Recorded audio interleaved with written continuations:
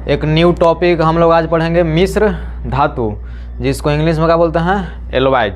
तो सबसे पहले कि मिश्र धातु का परिभाषा क्या होगा, तो इसमें कहा जाता है कि दो या दो से अधिक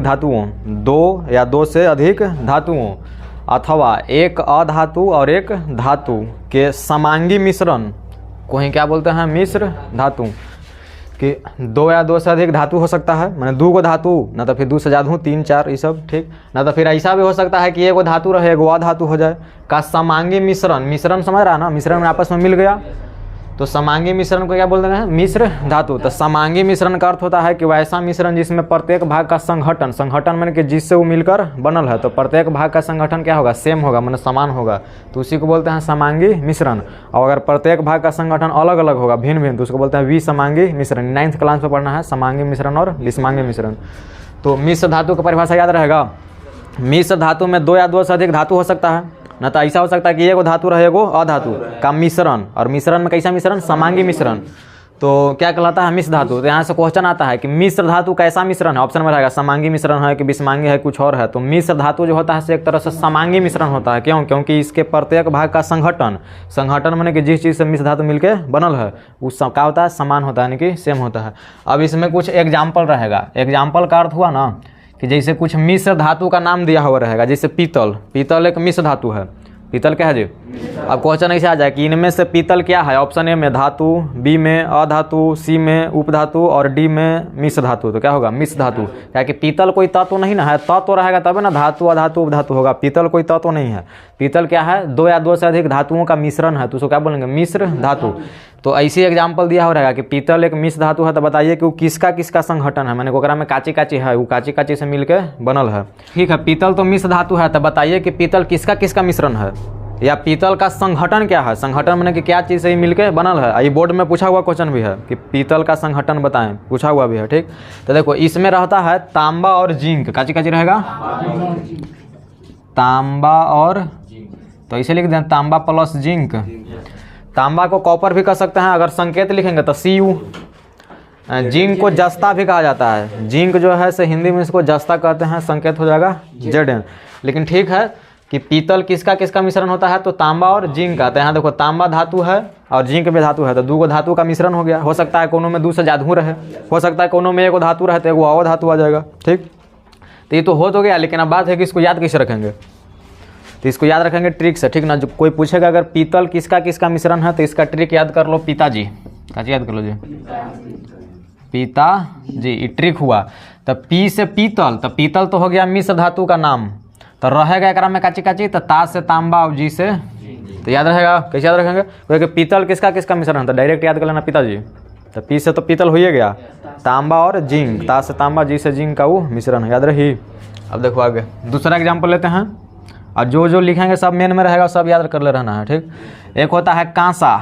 क्या होता है जी, कांसा। तब कहे कांसा क्या है, तो कांसा भी मिश्र धातु है, तो कहे कि कांसा किसका मिश्रण है, तो इसका ट्रिक याद कर लेंगे, कांटी। काची याद करेंगे जी, जैसी कहे कांसा कोई, तो कांटी, कांसा कांटी, ध्यान में रखना चाहिए। पीतल पिताजी, कांसा कांटी, याद रहेगा। तो का से हो जाएगा कॉपर, का से, तो कॉपर माने तांबे हो गया। ट्रिक पर आ रहा है कॉपर, तो कॉपर लिख दिया, लेकिन अर्थ हुआ कॉपर माने तांबा।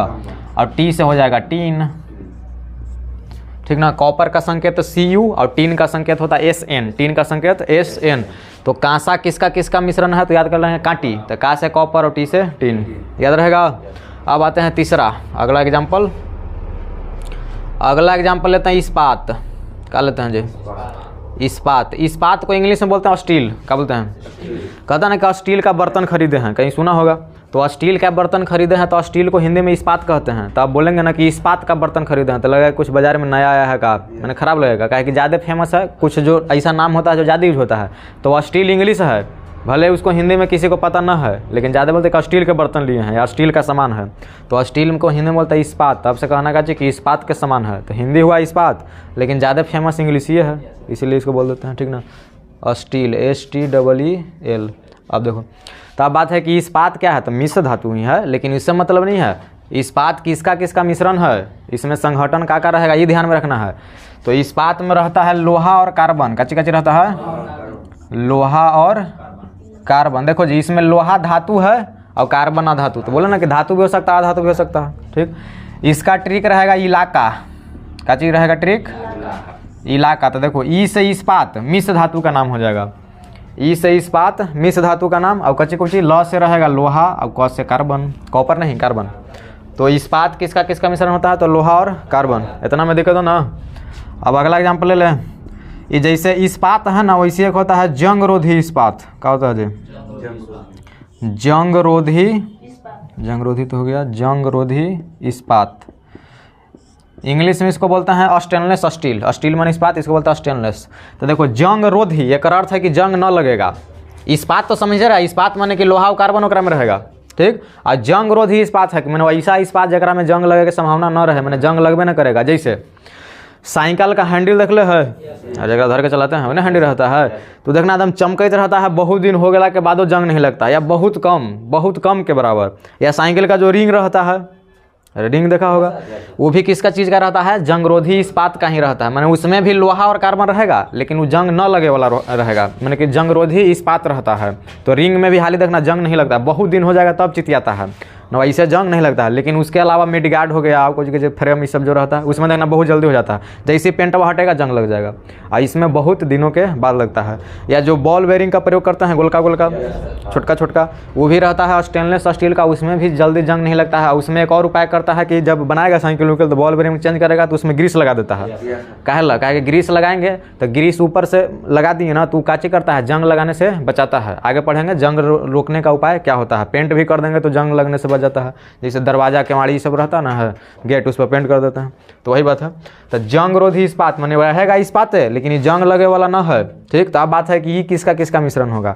तो इसका ट्रिक होता है जैक्रोनी। क्या होता है? देखो यहीं लिख रहे हैं नीचे जैक्रोनी। क्या चीज याद रखेंगे? जंगरोधी इस्पात तो जैक्रोनी। ठीक, तो जय से हो गया जंगरोधी इस्पात, जंगरोधी इस्पात। तो रहेगा काची काची, तो को से क्रोमियम।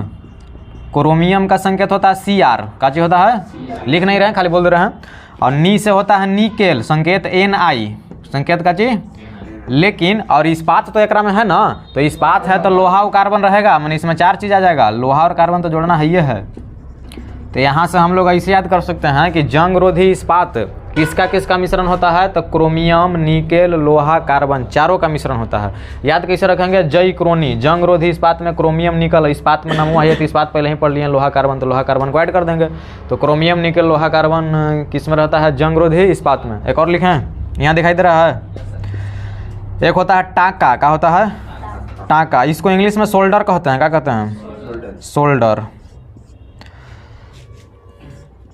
कभी तार कभी कुछ बनता है रेडियो टीवी उवी, तो कहता है कि सोल्डिंग करना है, तार छूट गया है सोल्डिंग करना है, तो वही सोल्डर है, इसी से सोल्डिंग होता है, जिसको हिंदी में क्या बोलते हैं? टाका। तो अब इसको याद कैसे रखेंगे या किसका किसका मिश्रण होता है? तो ये मिश्रण होता है टीन और शीशा का। किसका किसका जी?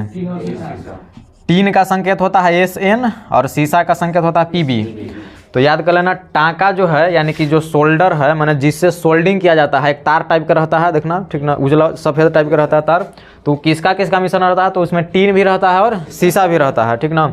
अब बात है कि इसको याद कैसे रखेंगे। तो देखो जैसे कोई के टाका लगता है, कपार उपार फूट गया, अरे होता ना है, फट गया तो टाका लगता है, तो ये दूसरा टाका है, वो वाला ना समझना, हम याद कर ले खाली बता रहे हैं। तो जहाँ पर ये टाका लगता है वहाँ पर ये टिस टिस करता है, मैंने दर्द करता है। क्या समझा? तो इसको याद कर लेंगे, टाका से टिस टिस। क्या याद करेंगे जी? टिस टिस। तो टी से हो गया टीन और स से हो गया शीशा। तो टाका किसका किसका मिश्रण? टीन और शीशा का। एक ही को टीस का काम है, दो का हाँ। तो टी से टीन हो गया और स से शीशा। तो याद रहेगा मिश्र धातु का नाम इसे याद रखना है। देखो बोर्ड में अगर देखा जाए तो पीतल वाला भी पूछा है, कांसा वाला भी पूछा है, इस्पात वाला भी पूछा है, ये तीनों पूछा हुआ है बोर्ड में, और कभी भी पूछ सकता है। और इसके अलावा जो है वो भी मेन है, वो भी पूछ सकता है। ठीक, तो अगला एग्जाम्पल है जर्मन सिल्वर। इंग्लिश में भी इसको क्या बोलेंगे? German silver. ऐसे सिल्वर मैंने कहा होता चांदी, लेकिन यहाँ हिंदी नहीं करना है, नाम में है जर्मन सिल्वर। तो अब बात है कि जर्मन सिल्वर क्या है? तो मिश्र धातु है, वही अभी पढ़ रहे हैं। तो किसका किसका मिश्रण है? तो इसका ट्रिक होता है जजनीता। का ट्रिक होता है? जजनीता। याद रहेगा जी। अगर कोई पूछे कि जर्मन सिल्वर किसका किसका मिश्रण है, तो ट्रिक याद कर लेंगे जजनीता। ज से जर्मन सिल्वर और ज से ट्रिक जजनीता। ठीक, तो ये ज से हो गया जर्मन सिल्वर जो कि मिश्र धातु है। अब ये वाला ज से जिंक, ज से अब जिंक कहो या जस्ता कहो के है। नी से निकेल, नी से निकेल और ता से तो याद रहेगा, यानी कि जर्मन सिल्वर जो मिश्र धातु है से किसका किसका मिश्रण होता है, तो जिंक, निकेल और तांबा का। अगला लिखते हैं 7वां, एक होता है फ्यूज तार। क्या होता है?